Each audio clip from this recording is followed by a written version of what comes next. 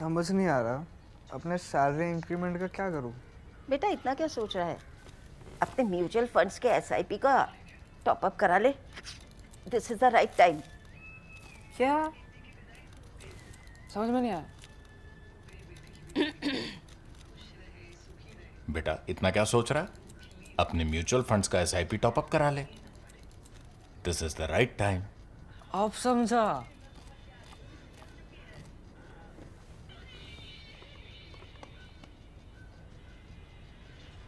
Mutual fund investments are subject to market risks. Read all scheme related documents carefully. Since Monday evening, we've all been seeing visuals of the Emir of Qatar being received in New Delhi by the Prime Minister, no less, at the airport. It doesn't often happen, and I will tell you more about that as we go along. He was received, given this super important treatment, and then the receptions at Hyderabad House, Rashtrapati Bhavan, the ceremonial part, and also the joint statement by the two sides setting out the new things they are going to do. This gives us an opportunity to look at Qatar and its ruler, or Emir as it's called, that is Tamim bin Hamad bin Al Thani. Thanis are in fact the oldest dynasty in the Middle East. Many of the countries in the Middle East are ruled by old dynasties. Thani dynasty is the oldest. Many of the others came into being in the 20th century. Thani dynasty goes back to 1850s. So among the oldest. They also have a very interesting country that we will talk about. The country is so important that it is half the size of Israel and about 5% or less than 5% in fact the population of Israel, about 3.5% the population of Israel. Population is anything between 3.5 to 4 lakhs. If you go and count people in Qatar, you might find 28, 29 lakhs, but most of the others are foreigners, including about 6 to 7 lakh Indians who are working there. The natives, the citizens of Qatar are less than 4 lakhs or thereabouts. So a very small country, but a very rich country, very small country with a GDP, total GDP now getting close to $400 billion, right? That is much more than Pakistan, which is 24, 25 crore people, and probably at this point bigger than Bangladesh as well. So that is the kind of wealth this country has. It is the richest country in the world for its size, the richest country in the world. Per capita income is more than 1.5 times as high as that of Switzerland, which when we were growing up as children, we were always taught is the richest country in the world. But that was obviously before oil and gas were found in so many parts of the world, and prices went up so much. So this is a real superpower in the Middle East, and that's the reason Qatar is getting this importance in New Delhi. In fact, Qatar, given its size, I just told you, just about 4 lakh people, half the size of Israel. In Israel, they actually sell T-shirts at all the tourist traps that have the map of Israel like this, a ribbon-shaped map of Israel. And it says the smallest big country in the world. So if you apply the same principle, Qatar is, as I told you, half the size, about 4% or less of the population of Israel. And yet look at the power of Qatar. The power of Qatar is, this is where every faction in every country in the Middle East who might be at odds with their government in their countries is located.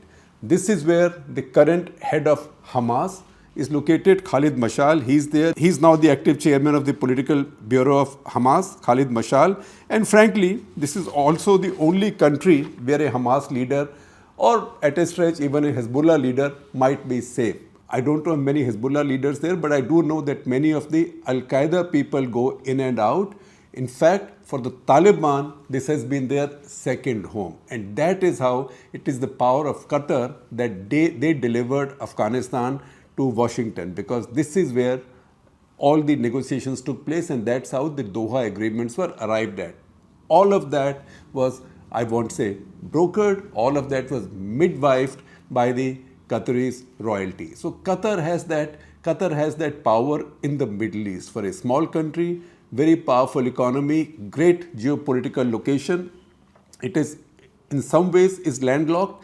That's why in 2017, when it was blockaded by Saudi Arabia, and the other Gulf countries, UAE, Saudi Arabia, boycotted it and blockaded it. That is when the rest of the world realized, and we also realized in India, how well located Qatar was. Because Qatar is the place where the US CENTCOM, Central Command, has its largest presence. It has its biggest air base in the region in the Middle East. It also has its biggest naval base just next door at Manama in Bahrain. So this is where the US military power is concentrated. At the same time, Qatar is also a place where, as I told you, Khalid Mashal lives, the current head of Hamas. It's also a place where negotiations take place between the Israelis and Hamas, brokered by the Americans in this case. So the American top officials, Israeli head of intelligence, both intelligence agencies, Mossad, Shin Bet, other top officials from Israel also come into Qatar for these negotiations.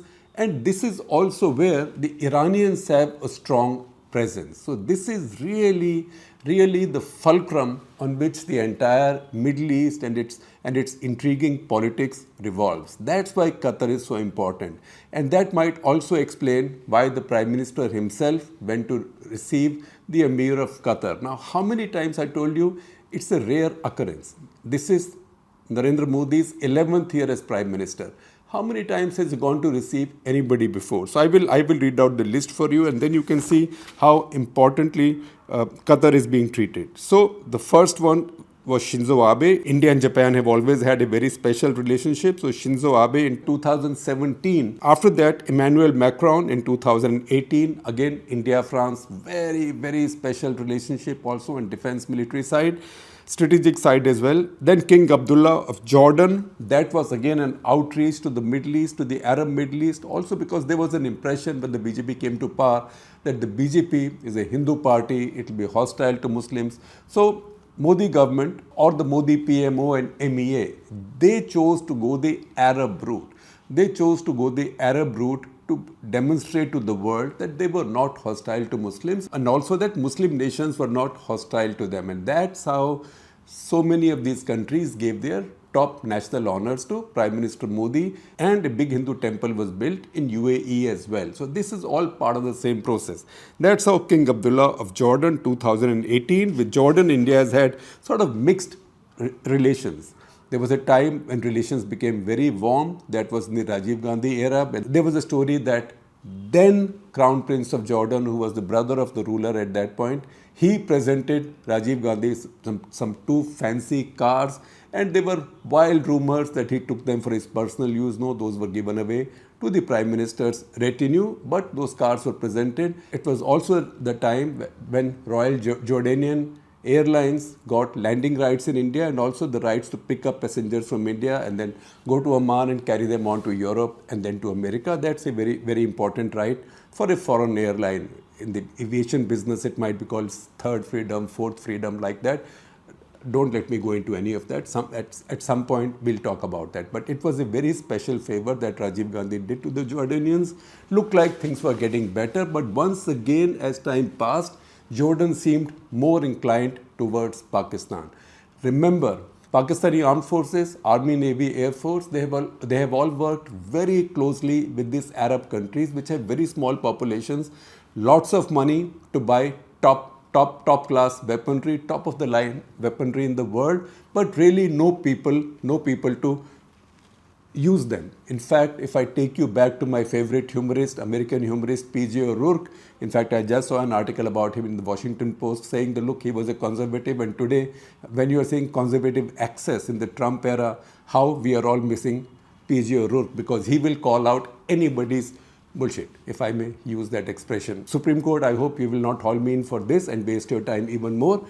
That said, the line from P.J. O'Rourke, when he came to write a long essay on the first Gulf War, that is the Gulf War for the liberation of Kuwait, he said at that point, I'm looking at these Saudi soldiers, they are so well kitted out, they have the best weapons, the best kits, the best uniforms, and yet doesn't look like they fight any wars, because for fighting anything or doing anything hard, they've got the Pakistanis working for them. And in fact, he wrote, and it's a brilliant line, that the heaviest thing you've seen a Saudi soldier lift is his paycheck, right? So this Gulf Gulf armed forces have that problem, a personnel problem. So Pakistanis have served with the Jordanian armed forces. In fact, it was Ziaul Haq, not the chief then, if I remember correctly, he was a major general, who crushed the rebellion against King Hussein of Jordan, the current ruler's father, right? So Jordanians have that old relationship. In the 1971 war,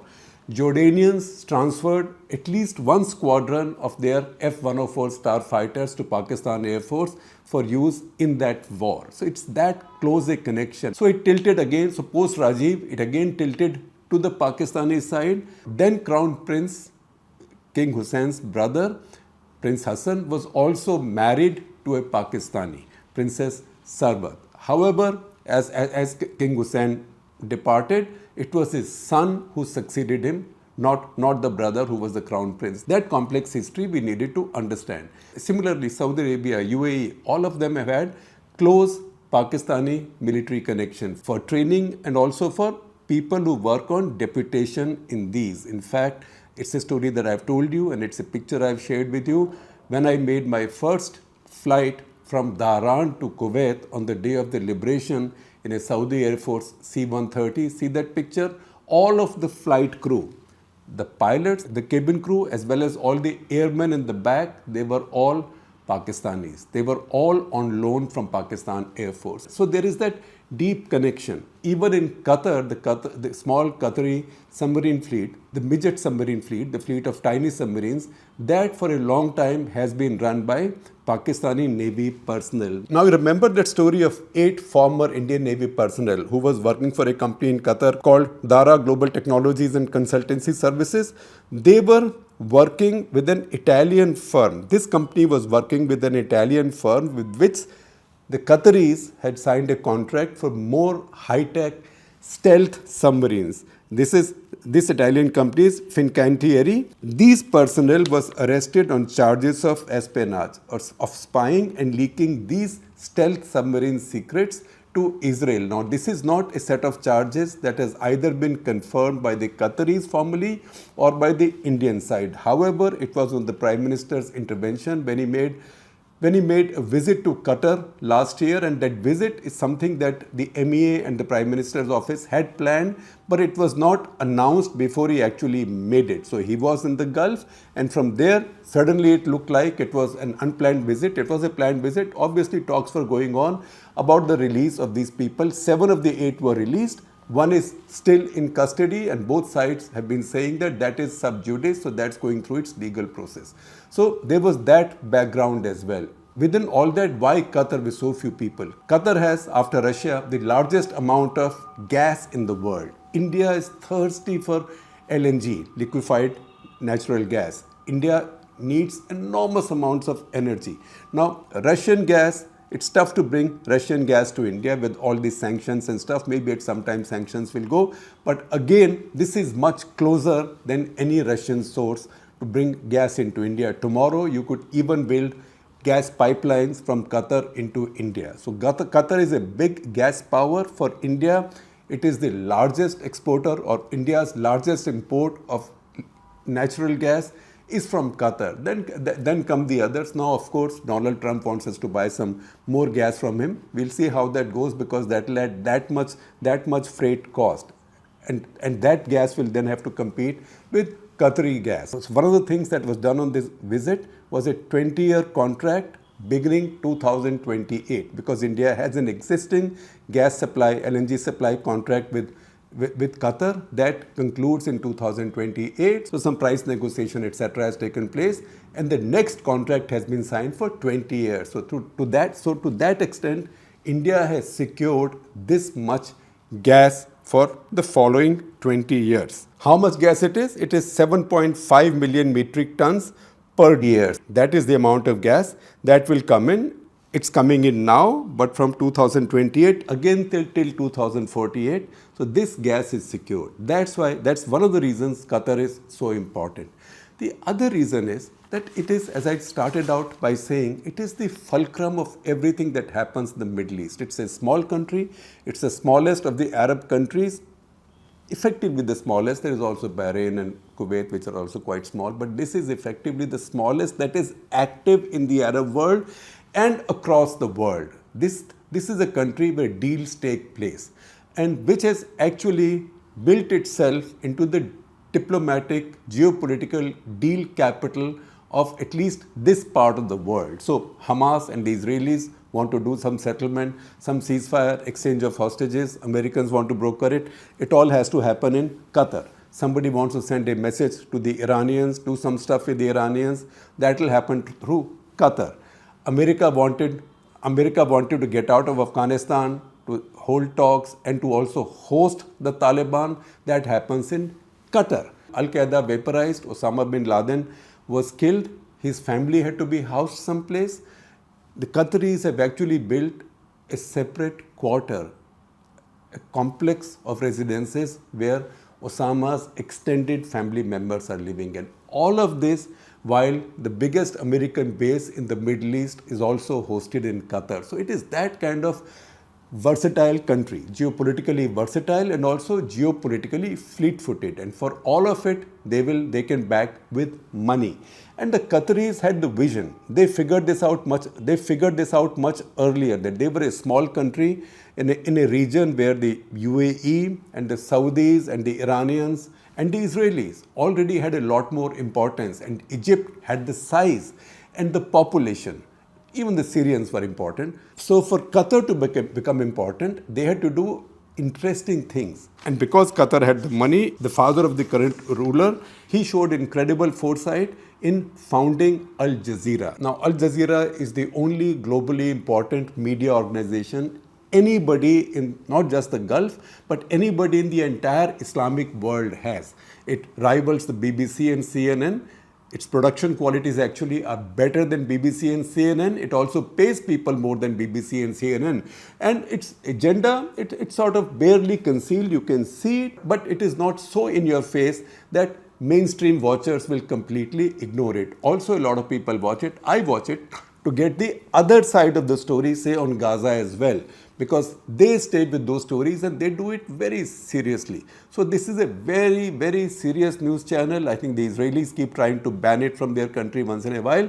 But this is a very good example of how a tiny country builds enormous amount of soft power, because they have the money to hire out the best Western journalists and anchors as well. In the entire region, in fact, if you look at all of Indo-Pacific and Asia, starting from that end, from Persian Gulf or Arabian Gulf, depending on which side of the Gulf you stand, Persian Gulf or the Arabian Gulf, beginning from there, right from the other end of the Persian Gulf or Arabian Gulf, if you prefer to put it that way, right from there up to the end of the Indo-Pacific, no other country has the convening power that Qatar has.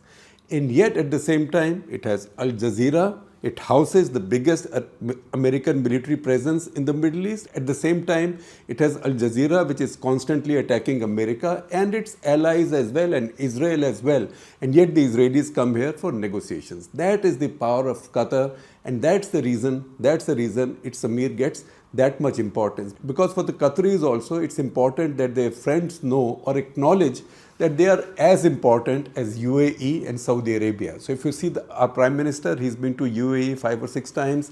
I think Shekhar has been there 11 or 12 times. So the rulers of Qatar would also expect a similar kind of, at least a comparable importance given to them, because they see themselves as a power of consequence in their own right. And that power partly also comes from the amount of gas they have. That gas field actually is the very definition of what geo-economic political location means, because this is the ultimate gift from God Almighty in terms of geopolitical economic location. This is the Pars Island, sea between Qatar and Iran in the Persian Gulf. It's a very large island. The island is 9,700 square kilometers, whereas all of the country of Qatar is 11,700 kilometers. So of the 9,700 kilometers of Pars Island, 6,000 kilometers belongs to Qatar, 3,700 to Iran. However,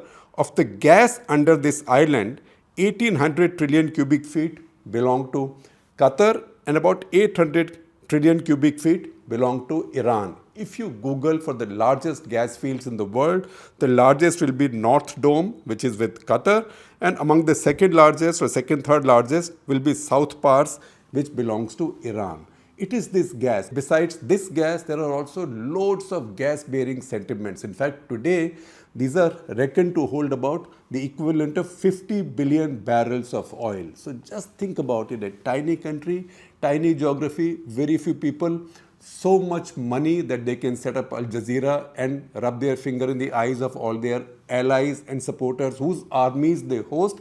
And on top of it, they use that money and their brains to go out and get the best athletes from African countries, particularly sprinters, long distance runners, to come and run for them. They give them passport, very fancy salaries, so they run at the Olympics for them and get them loads of medals at the Olympics, at the Asian Games. In fact, if anything, this business has completely changed the track and field balance of power at the Asian level. All of this gives you the picture of what a special place Qatar is, and that is the reason why, in spite of the fact that it is such a small country, this is our third full Cut the Clutter on Qatar. We've done two more before this. That is episode 654 and 931, of which I will share links with you.